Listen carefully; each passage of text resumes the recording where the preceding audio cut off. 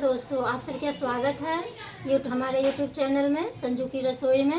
तो दोस्तों आज हम बनाएंगे मटन। देखिए मटन हम धो लिए हैं। तो 1 किलो हमारा मटन है। तो हमने प्याज भी 1 किलो लिया है।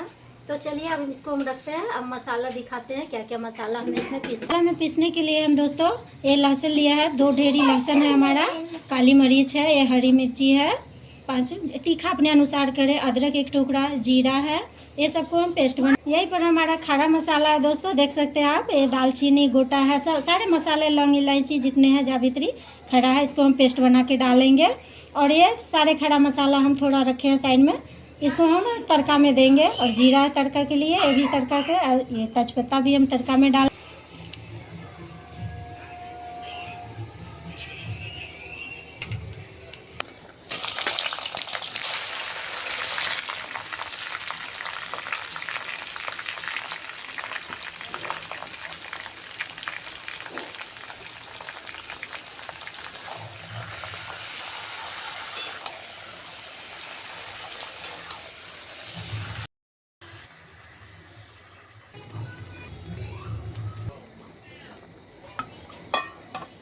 हाँ यहाँ साइड में